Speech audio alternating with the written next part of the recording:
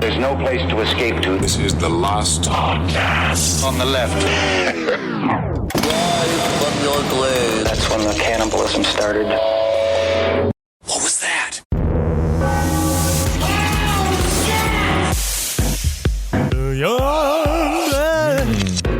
Who can't get you out of my mind? Man, we got Aum Shinrikyo, and I say we. I say we. Yeah, what did we do exactly to get Aum Shinrikyo? Nothing. Okay, good. That's what I thought.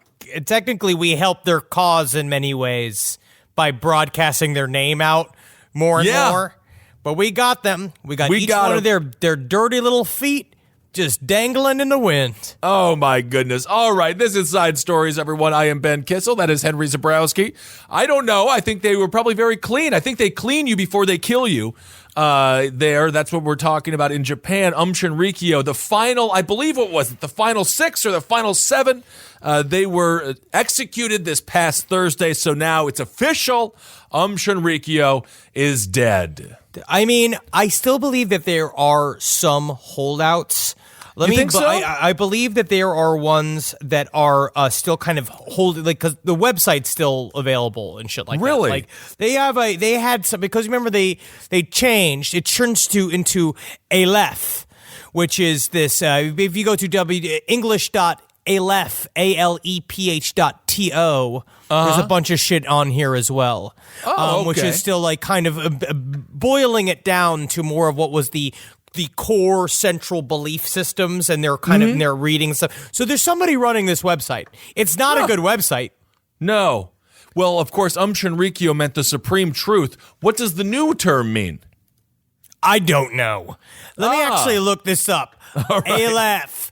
All right. The Aum related. Okay, here's what this is. So they kind of distance themselves from this. That's All maybe right. for the best. On account of the sarin attack. I think so. Yes, because it says here immediately in 2000 they have like a reaction to the Aum-related incidences. Interesting. Basically, they said they quit Aum Shinrikyo and did their own shit. But if you want to get deeper into this stuff, you should definitely read aleph.to to see for yourself. Yes. But we got them. The last 6 members were executed on July 26th. Now, it seems like apparently in Japan they like get you. What do you mean they get you? I mean, we get a lot of people here. I think when it comes to criminal justice and being very hard on people, I think we're number 1. But we do a thing where we're like, we're going to get you.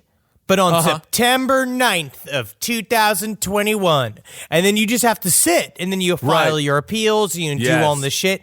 Or in Japan, it's like they bring you your macaroni and cheese for the day or whatever, your Salisbury steak, I imagine. I don't think that either of those. I think both of those are far too nice for what people get on death row. Wait, don't they get, they get like, I think they get a better loaf. Food. No. You think so? I don't fucking know. I don't know.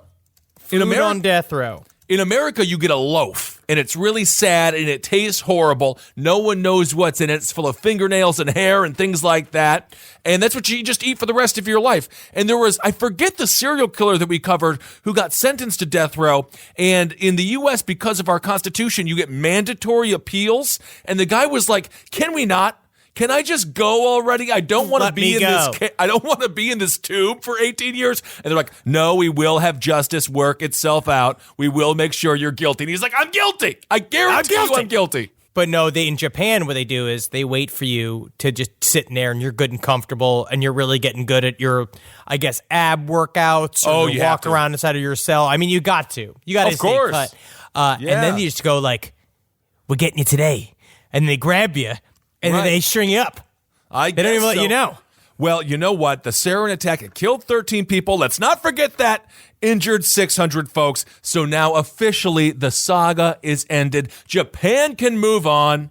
And I think that for the folks, the victims of the sarin attack, I wonder if they breathe a sigh of relief today. I hope so, or this week. Honestly, they just needed to go. These are very dangerous human beings. And Japan doesn't execute people very often. So these guys were made, it was kind of like made an example of. Oh, yeah. Where if you try to take over a world with your army of mountain wizards, like the only way to really punish them is to kill a bunch. We were talking before the show, though. We did the episodes, but 13. You would think. I mean, there's easier ways to do it. They really did make it a very difficult experience for them. 13 people murdered. Obviously, that's far too many. But with the sarin attack, they didn't have to be so extreme. They probably could have killed more people. I'm happy they didn't. Well, a part of it is what did we learn from the episodes is that they muffed it up. They didn't do it right. They rushed it because they realized there was going to be a raid on one of their facilities, so they rushed it. And what does that teach you? Same thing with I've been learning from I am unfortunately with a personal trainer to try to get me an inch tighter for the wedding. Right. And this it's about doing it slow. Right. And low. It's low and slow. Make the motions count. So you have to sit and think about it. He's training you the exact same way that one dude cooked the turkey in that infomercial. Just slow and low. What's his name again? Set it and forget it. I believe it's Ropeel? I think it's Propeel. Propeel? Set it and forget it, guy. Love that. Ron Popeil. Oh, that one was great. God, he's doing really good. He's Ron Popeil did a little funny thing where he was trying to say something to. Where was this before? Is he dead? Maybe he's dead. Not dead. No, he's alive. Thank continue God. Alive. He was doing a fun little Harvey Weinstein joke I'm seeing here. Oh, apparently in Texas they no longer do the last meal thing. Oh, what do you mean no more last meal? No, now it's a set meal. What? And also on death row you eat regular food. Oh, I mean I have heard it's a loaf unless they're feeding everyone loaves, and maybe they're doing that in Texas. But I feel like, the last meal, it's a tradition. It's American tradition. Yeah, like what Christmas used to be. And now look what's been done to it by the Democrats. Another thing done. Another thing taken from our hands. Last meal, you get to see all those fun photo galleries of the last meals of people on death row. Those are gone now. Can't say Merry Christmas anymore. Oh, man. What is this? What a bummer. What is this? But honestly, yeah, I guess it is good that we got them. I guess so. I don't know if they were going to be doing any more damage. They're hanging out in their jail cells, but nonetheless, a lesson learned. If you're going to plan a sarin attack, maybe you should think about what happens to you if you do. Shoko Asahara needed to go. I do believe that he had some power and influence from inside jail, because until they killed it, because I don't know if we did it on this show, but we made the joke on stage about how like he had one last attempt. Oh, yeah. To prove he could levitate. In full disclosure, that's a Travis Morningstar bet. Yeah, they gave him one last shot. They said, okay, do it. And when he's sitting in that cell, his thighs, they had to get real strong. Because the producer's like constantly bumping up and down. He's like, get a picture.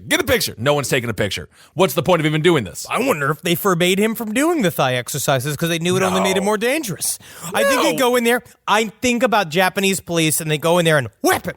With like a little reed. He has like a big long stick. I don't know what cops have because I don't think they have guns there. They have like whips. They have something else. They have like bows and arrow. No, I think they just have guns and maybe I don't know. I feel like they don't use the gun as much as the American cops. They're better with their hands. I think they're taught more actual physical self-defense and things like that. Yeah, they use that.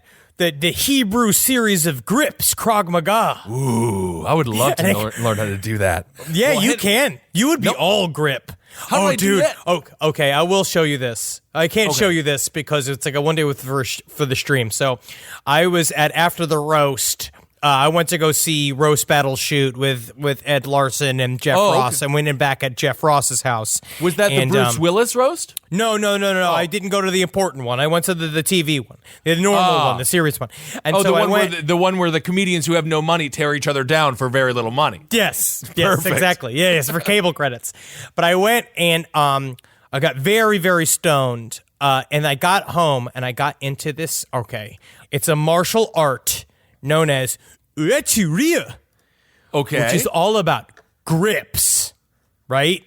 And what they do is they walk around and they grab big pots with their hands and they lift them up. That's their main exercise. They lift these pots by gripping them with their hands, the lids of them, and they lift them up. Isn't that just being a sous chef? What's the difference? But they start filling the pots with different levels of sand and rocks to make them heavier. And then they spend hours a day slapping their hands against boards to make their hands as grippable as possible. And they'll grip a man to submission at any point. Well, I feel like that's what these Japanese officers use. And they just grab Shoko Asahara by the feet. And then he can't do anything because they got him by the feet and he's wriggling around like a snake. And then they try to, you know? Is that like their version of like what we have at like Muscle Beach, where all the guys are working out, shaking their pecs, their butts, little balls for reasons of steroids abuse? No. Is that their equivalent of it? No, that's not what I'm saying. No. You're not they don't watching do this these in guys public. No, this is just YouTube videos of a YouTube documentary of it where I went and saw it, and these guys are cut as fuck lifting these jars, man. Really? Yeah, man, but they're not doing it on a beach. They need concentration. They can't have a bunch of girls shaking their breasts at them, hooting and hollering, getting them all hot and bothered while trying to grip these jugs. Those are not the jugs they need to be seeing.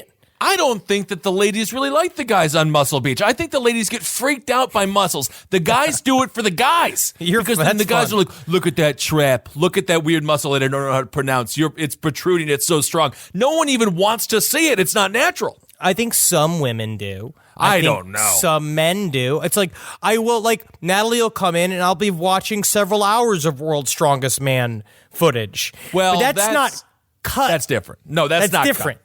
And that's like Magnus for Magnuson, who is like, he will protect your home from Aum Shinrikyo or an army of Vikings. Well, yeah, because you have to go against, because you could get Magnus Magnuson versus the remaining members of Aum Shinrikyo. I would pay to see that fight. That's at like, would you rather fight like, was it like a chicken, a horse-sized chicken, or a 20 chicken-sized horses? Isn't that a Reddit thing? Something like that. But yeah, you got Magnuson just slapping these, grabbing them and smashing their heads together and shit. It would be like when Thor met the Incredible Hulk in the most recent Thor movie. The Incredible Hulk is very strong, and he's destroying all the people in the arena. Remember that? Why are they fighting? I thought they were friends. They were fighting for the entertainment of the leader. What? Yes. When? In which movie? Ragnarok. I don't watch any of these things. Why don't you don't watch the superhero movies? You really should, because they're so fantastic. No, man. I watch Ken Burns' Vietnam Every night. Yes. By the way, I think the appeal of the Muscle Beach is that you get to see a bunch of strong, dangerous men be in a playground together and forced to be friends. Yes. Yeah, that's true. You see the tension. Well, they are friends because they lather each other. Because at some point you get so muscular that then it's almost like you have to live like my 600-pound life individual, and you have to have people lather you in places you can no longer reach. I'll put it this way: we have been very close friends for 10 years. Yeah, probably. I can't imagine the amount of money that would need to be given to me in order for me to lather your back with like sunscreen. Like I don't know what it would. I'll give you $50. Fine. All right. I was going to do it for 25. Oh, damn. Interesting. You've been undercut. All right, Travis, you get to do it then. Congrats. We got to talk about this one story because this is political, and I like my little political nerd stuff. But this is also Mr. Zabrowski territory. Yes. There is a dude. Now, this is Denver Riggleman. He's a businessman, bit of a white supremacist. He is also a huge Sasquatch or Bigfoot enthusiast, and this has apparently become quite a significant issue on the campaign trail. He's running against this gal, Leslie Cockburn. She's the Democrat. And the thing is, this is a very Republican district. It's the 5th district in Virginia. They got a 6-point lead usually over the Democratic Party. So Republicans tend to win. The last dude who ran there and won by 58% of the vote. So it's possible. It's not the white supremacy that seems to be getting this guy in any trouble. This is right near the Charlottesville area. Yes. It's not the white supremacy, but it's his love of Bigfoot and the possibility that he also wrote erotica, which, Henry, you may have read. I may have read it. He has a book coming out. So according to what they found was a post on his private Instagram, which he posted a picture of Bigfoot with a big censored block over what I assume to be is his cock. with the statement, cover art for hashtag mating habits of Bigfoot almost complete. Hide nothing in this magnificent tome. Don't erase the censor box. Now, it is a funny bit, and they do want to say it's erotica. He is saying, which is very interesting, that what he is saying is it has nothing to do with Bigfoot erotica, which makes me laugh, by the way. I'm sure Bigfoot erotica writers are excited everywhere. He says it's more of a fun pastiche of jokes and shit, like Hitchhiker's Guide to the Galaxy, but filled with Bigfoot lore. Now, can we actually play this clip, Travis, that technically shows that Denver Riggleman knows exactly what he's talking about when it comes to Bigfoot lore? This is really amazing, but I do want to stress just once again, this is according to Miss Cockburn. She says, now he has been exposed as a devotee of Bigfoot erotica, and then she says, this is not what we need on Capitol Hill. He's a white supremacist. He is a white supremacist. How is the Bigfoot erotica? This actually makes him a little bit likable. What it shows to me is just the failure of the fucking Democrats across the fucking board. Happening? It is literally a microcosm of exactly what they do wrong every fucking time, because it just makes him more charming. Play the footage. Let's attack him for the coolest thing he's into, Bigfoot. You spent about an hour talking about Sasquatch, and I thought that was really weird. Do you think that's Riggleman? Well, that is Riggleman. Oh my gosh. So I assume there's a Sasquatch whiskey coming. There could be. He's sort of a monkey. He is sort of a monkey. Well, it depends on who you're arguing with, right? You know, there's 4 different major Bigfoot belief type systems. You know, you got the biological entity believers, who I call the BEs. And no, I can't go into this. No, go into it. I'm so embarrassed. His campaign manager was like, no. Talk about white supremacy. So I did research for 10 years on Bigfoot believers because it's not that I'd love to pander to Bigfoot voters, but we're gonna talk about them right now. You're skeptical? I'm skeptical. Just to let everybody know, I'm skeptical.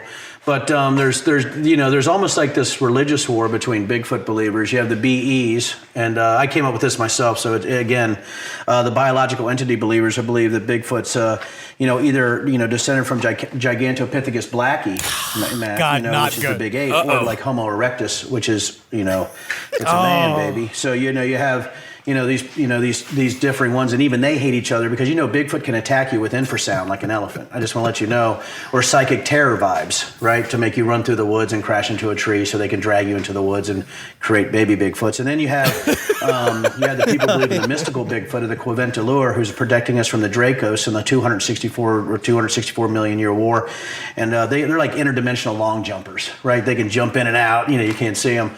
Then you have the Magic Man theory, which is sort of the Native American mythology that he can take you with his eyes and lead you into the woods and is a protector of the environment. And then you have the interstellar theory, which UFO is just like a Bigfoot hitchhiker, right? They drop him off, he's here like, hey, what's going on? And then he can beam up or down so you can't kill him. So you have all these Bigfoot belief systems, and I just found it incredible that they actually believe this. And I think that I love the fact that I'm fighting for the freedom to people, that I fought for that freedom, that you can believe in any type of he's Bigfoot fighting for your freedom, Mr. Zabrowski. I know. That you can believe in any Bigfoot story or any Bigfoot beliefs that you want. What I love is that in the YouTube comment that is at very top says, by Dream Demon, this man is more real than anyone in Congress on the left. He found something he wanted to understand and keeps his mind open to different outlooks. This is like the shifting to that collusion is good. That thing that they're trying to do now, where that the collusion is good. Why wouldn't you want to have friends? It does not matter. It's all whatever. It's all horseshit. It's all a game that's been bought and sold a long time ago. But I mean, he does allude to the fact that what he is writing is erotica. I don't know if he's doing it because it's fun or because it's. I mean, obviously it is fun. The man has spent quite a bit of time researching Bigfoot, which is again fine. I mean, I have to say, and you're more of the expert on the cryptids than I. I mean, he really did seem to know quite a bit. He makes Bigfoot sound like a Mega Man boss. He does. Well, because that's what a lot of those guys do, because they never, ever want to just believe that maybe it's a monkey or maybe it's not real. They love all the side lore. Wait till we do the Montauk Project, which is close, that we're working on. I mean, like, he pops in there. He's a time traveler. Well, he is so into Bigfoot or just apes in general. He runs a distillery. He's a small business owner. He runs a distillery that distributes gin, vodka, and whiskey, all three kinds of liquor. Although no tequila, which is unfortunate, and the name of it is Silverback Distillery. He is just way into this stuff, and you do have to imagine at some point it has become a fetish. I believe that he has taken his fascination to an extreme, because he also wrote another book called Bigfoot Exterminators Incorporated, the partially cautionary, mostly true tale of Monster Hunt 2006. In this short epic, written with Don Barone, a former writer for ESPN, that I think is actually the base of Ray Barone, who was Everybody Loves Raymond, who also was a sports writer. Very interesting. I don't know why I know all this, and also know for a fact that that's weirdly connected. See, there are passages including the narrator touching Bigfoot balls with a walking stick, Denver getting an ass massage, a reference to baiting Bigfoot with menstrual blood, which is they've talked about it many times, and an assertion that Bigfoot's like sex too. Oh, no kidding. And that's what he said here. And when you interview people that have different belief systems, you start to see that there's even different belief systems within the Bigfoot community, which is true. And it's a little bit like politics. It is a little bit. He has, in full disclosure, he does have a thing out here about Charlottesville. He said it's a horror, and he does not support Nazis, and he doesn't like that the white supremacists were there. So he did say that. Oh, thank him so much. Yes, I'm so glad Mr. Riggleman was against the boys with the torches. Oh my God! He was in the military, and he says, "I fought for our ideals of freedom, and to have khaki-wearing individuals spitting in the face of those ideals while parading abject ignorance through Charlottesville chills me to the bone." So he said it's a wake-up call. So meanwhile, he's just got every night.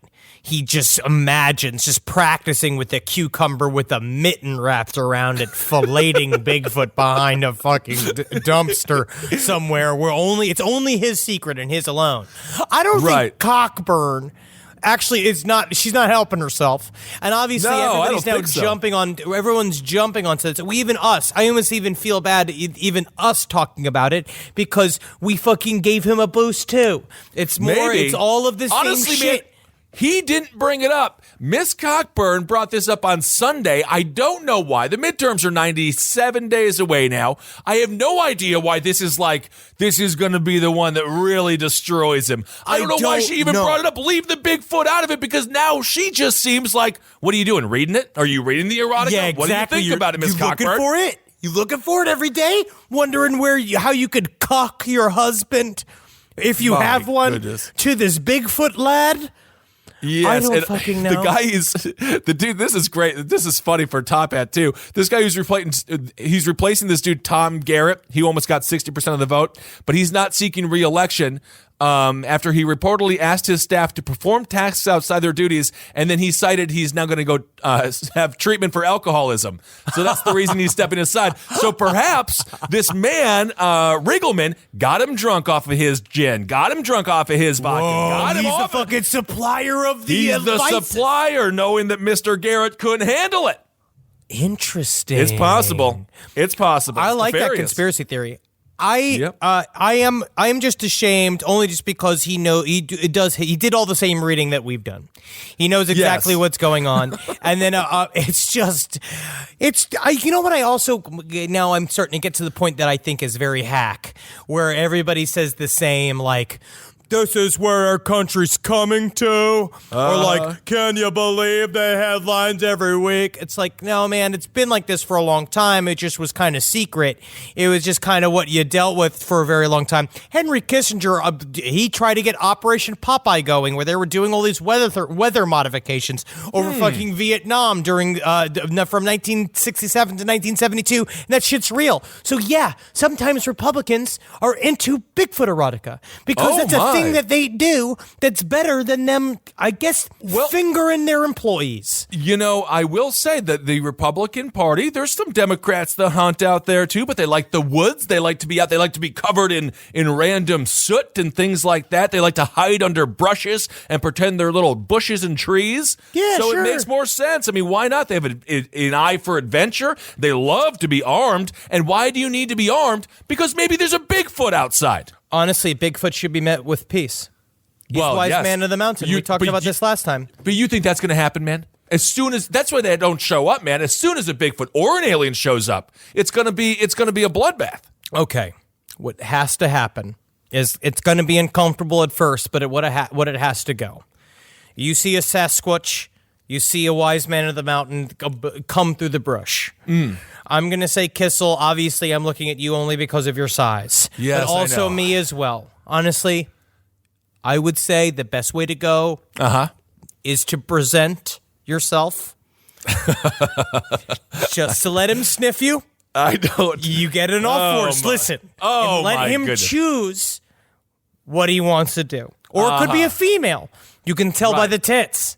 Yeah, I don't know if that's true. But if you present yourself once in a supine position, its trust, it will then hopefully also then present itself, which then you're going to have to smell that asshole just out of being like, it's like when you go to like some place when you're traveling and you're somewhere in Iceland and they're like, will you have the shark dick? And you're like, sure, okay. And you have to nibble on a little bit because Olga is asking you to do it and you're staying at her yurt and you don't want to get kicked out of the yurt for being impolite. No, I mean, I couldn't even get it before you slammed that thing down your mouth the way that you love your strange foods and whatnot. I'll do it in a fucking second, man. I just had a bunch of foie gras I had a bunch of foie gras cream on top of a duck loaf. It was this little duck loaf and a bunch of foie gras like kind of cream that was put on top of it. Ooh, so good. Duck loaf is what they give people in solitary confinement. What is? They should be so lucky. Ugh, what did it taste like? Wonderful duck and beautiful, delicious foie gras.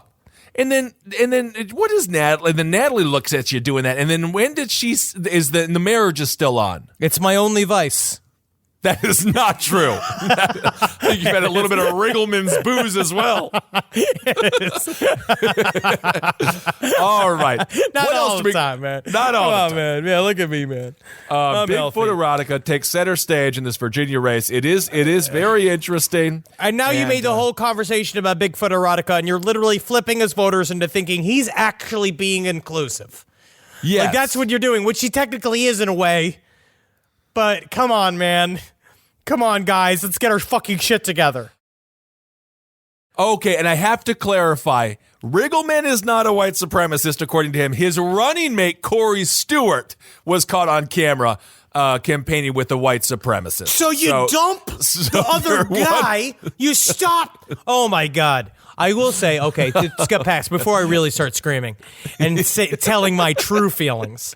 I really did get into a little bit of a weather modification. You did? Hole. So Operation Popeye is real. I mean, I don't know what happened. Someone sent me a website called weathermodificationhistory.com on the Twitter, which I'm trying not to look at too much, but I'm trying to also glean things for side stories, ideas. Sure, There's a couple of them that are just very interesting. It's just that, to me, I love the stories where the government did really wackadoo, fucked up stuff back in the 60s, and we have to act like now that there's more money and more technology than ever before, we all have to kind of sit and pretend like, oh, they don't do that stuff anymore.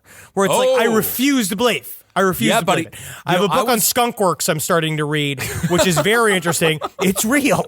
It's the secret plane. It is fun. That's why they did that. Skunkworks? That's why they did it, so you'd laugh. And you wouldn't take it seriously. No, I'm taking it very seriously. You know, it's funny. I actually had a chance to meet with, speaking of senators, one of Ted Cruz's #1 people. And he was telling me NASA, to your point, never a straight answer, Henry. That is true. They're doing the Space Force. It's already all happening. It's all under covert operations. They should just come clean with it and let us know what's going on. But all that stuff is very true. I don't know about the weather mods, but... Well, the books I'm reading right now, the Three Body Problem trilogy, they postulate a very interesting idea is that once we truly broker, if there's some sort of extraterrestrial threat that's either real or manufactured by one of the various world governments in order to create one new world order, one of the ways that they can actually continue the sort of, I would say, surface level division between countries is to create different national space fleets where all of the fleets from different countries all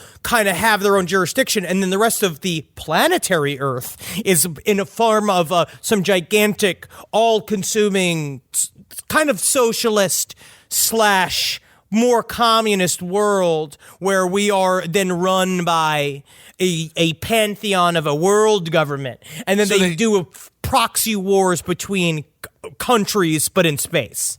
That sounds exciting. I'm sure that they already are. I mean, the Space Force, they're recruiting right now, I believe. I don't know if Henry and I are allowed to be on it. I'm too big. And Henry, I'm not sure if I think you got to be younger. I think that I got to be a lot of things. Yeah. I think I got to be braver. I think I have to be stronger. I think I need to have been a pilot. I technically need glasses. I did acid not that long ago, so it's still in the system. Like, there's many things that would keep me from being on the Space Force. And again, if it didn't come out of his fucking mouth, I would like the Space Force a lot more. Like, I'd be way more into it. Yes, I mean that's the thing. It's like, when our guy says it up there, it just sounds so stupid. But in reality, Space Force, I want a Space Force. Yeah, Space Force. Because they already had Project Blue Nile, where they actually went over Cuba in order to lessen the amount of rain that they got, and then Operation Popeye. Well, how'd they do that? They put stuff in the sky. These oxides where they go and they basically put dry ice or like lead-based oxides up in the clouds, and it's supposed to either disperse them or join them up, which is in Operation Popeye. Apparently, they don't know. They don't have official numbers because a lot of it's still classified. But they do believe that they raised the amount of rainfall over Vietnam, some average of 1 to 7 inches per year, in order to muddy up the supply lines by basically what the CIA, their tagline for the operation was "Make mud, not war." Really? It sounds quite disgusting in strange ways. Well, yeah, Vietnam was very gross. And if you watch Ken Burns' Vietnam, like I have been doing slowly over the last 3 or 4 weeks, because it puts it's been out for like a decade, I know. Okay. I know. But now it's on Netflix, so I watch it in patches because I just go, I do grandfather-like sleeping when I watch it. Ken Burns' grandfather-like shows, it's perfect to fall asleep to. I love it. He's the best. Well, why do they always do it? It's like, what is it, Skunk Toots and Popeye? It doesn't really, they're such nice names. Shouldn't it be called Operation Kahlua Mudslide? Ooh, that's perfect. Well, if Sammy Hagar worked for the CIA, then it would. We don't know. And we don't know that he didn't. This is Operation Cabo Wabo 9. Quit plugging your tequila, Sammy. God, I love all of the old rock stars that just got into the bad food, bad booze biz. That's what Jimmy they were. Buffett's legit like one of the best restaurants in Florida. Have you actually ever been to a Margaritaville? Yeah, I went to one in Hollywood, Florida. Don't confuse it with Hollywood, California. There's real acting options in Florida. And it was one of the better experiences I've ever had, man, because everyone's singing, everyone's having fun, everyone's kind of kicking. And you got that Jimmy Buffett spirit is there, man, Interesting. Yeah. I actually wonder, because I would try it, because it's in a couple of airports we've been through. Yes. Yeah. But I'd wonder what the quality will be if you go to an airport Margaritaville, because you don't really get to hear the sounds of the ocean. It's just piped in. Yeah, exactly. And you got to wear like a swimsuit. You got to have sand on your feet, man. You got to feel like a wealthy 50-year-old going through a divorce. You have to feel like you got nothing to lose. How disgusting would it be if they put it in a bunch of fake sand at the airport? I've seen some people's feet on those planes, and I think they might have stepped in some sand. There is a very real contingency of people in Brooklyn that have adopted this sort of like vacation aesthetic, like a Margaritaville ironic kind of thing. Dude, that's what happens. Is that coming around the bend It's now? coming around the bend, and it led me to, I walked through Bushwick, and I saw the two worst words ever combined. Urban tiki. Oh, yeah, buddy. They are really trying to take, because that's like, it's obviously it's very LA because it's warm here, but they are trying to take that, because Hawaiian shirts are everywhere now. And that's what people wear. Everybody's dressing like, what's his name, from Jurassic Park, Nedry. Ned, the one who gets beaten or spit on by that one thing, and then it dissolves. Newman. You know what I will say? Cultural appropriation, because it is the fat man's wear. So you don't want anyone else to be able to wear it. That is what that is what Hawaiian shirts are for. Is to show that I am relaxed enough to wear this big baggy shirt on vacation. Right. It is supposed to hide my rolls. You're going to come in here. It's like Jim Carrey taking Dr. Robotnik. It's the same thing where it's just like, oh, they're taking our rolls. They're taking taking you taking my fat rolls. I had to take my own fat rolls. Now you're going to take my acting rolls. Yeah, I'm wondering, now is being overweight, being a little chunky, which is totally fine, no big deal. It's wonderful. Is that a culture, though? I don't think that's a culture. I think that's like a lifestyle. It's the people who took it from my former people, because I can't even include myself into the fat man world anymore, because technically I'm becoming a medium. Well, your personal trainer is not done with you quite yet. I think you can still wear it, and then right after the wedding, you're going to balloon out. So don't even stress it. Keep them. No. I have to keep it at some modicum, or I'm just going to be wearing Spanx. Ooh. Spanx. I don't know about all that. They don't make them in my size. They do. They make them in long. Don't. Yeah, no, they do. I'm like triple extra long. Anyway. I feel like you would be able to get. I'm certain they have stuff like the boa constrictor model, where it's like fucking 5 feet of fucking the John spandex fit. Yes. Oh, that would be nice. The anaconda pant. That would be perfect. Well, are there any other stories here? I mean, they got water on Mars. We didn't really touch on that. There's 12 feet of water, apparently. It's 12 miles. Miles, but they don't know if it's going to miles. help in terraforming or not, because everything's a fight. Right. So it's a little bit wet up there. Yeah, it's just then half the people in the world are like, no, we get to go to Mars, and that's going to be incredible. And there's the other half of people, I mean, like, there's no way we're going to go to Mars. Stupid. It'll never help with the... So it's just like another way for people to fight. That's perfect. Yeah. It's nice that we can't even get along when it comes to space exploration, the thing that should be uniting all of us all the time, because I would love to do it. Although, once again, they're not going to invite us. But that's okay. We could go on a private space trip. Maybe. I'm not going with Elon Musk. I don't want to do it. You're fine. You're not a 90-pound woman. He won't come looking for you who's shaped like a cigarette filter. All right. We did just get invited to go skydiving in Boston, though. No, I was not invited to go skydiving. No, we're all Boston. invited. We're all invited. No, you, Marcus, and Henry were invited. He looked at me and uninvited me. No, he said that you can sit next to the pilot. That's not That's skydiving. even better. That's you don't flying. have to jump. That's flying. Better. It's not skydiving. Better because you don't have to jump out of the plane. No, but then it's not skydiving. It's if I'm just on a plane and I'm going to watch you guys. I just don't want. I don't want to jump out of the plane. He was concerned for your safety because, and it's not your fault. No, you just but are different body type. It was slightly like where you looked at me, you're like, "Hey, you guys should come and then he said, "Not to you." He said, "Not you, Ben. Because you're a monster." We're just smaller. It's your safety. It's sad. I am going. I will never go. And also, you took a helicopter ride this past weekend, and it's amazing you're still alive, and never do that again. Well, you're small enough for a helicopter ride. You could fit in a little basket. Everything is regulated in New York City. You can't even have a little lemonade stand. But for some reason, the helicopter rides, it's all fair game. You can do whatever you want. I could just buy a helicopter and be like, free rides. It was a tour. The guy was like, to your left, there's a Statue of Liberty. To your right, there's Ellis Island. And right over there is where Buddy Valastro filmed Cake Boss. Hell yeah, that's all that matters in New York. Well, isn't that a landmark on par with the Statue of Liberty? What I will say, I do think that it's important for our skies to remain unregulated. Thank you, Henry Zabrowski. All right, everyone. Thank you all so much for listening. I think we love you. That's number 1. Yeah. Number 2, you can find us on social media. Ben Kissel 1, Henry loves you, Dr. Fantasty. Yeah. You find us on that fucking bullshit. I did take the Twitter off my phone, so I'm not even looking at it, but it is nice to be freed from the yoke of looking at it all the time. Honestly, I like the Insta story because you can talk and then people can hear you, and that's kind of fun. I like seeing their faces, yeah. Yes. And I guess that's basically it. Thanks for giving to the Patreon, everyone. That's always very nice of you to do that. If you want to go do that, you can find us patreon.com. I believe it's /last podcast on the left. We'll talk to you soon. Hail yourself. Hail Satan. And if you're going to live, then why aren't you laughing? And if you're not laughing, you better be loving. Consensually. It's actually very nice. Thank you.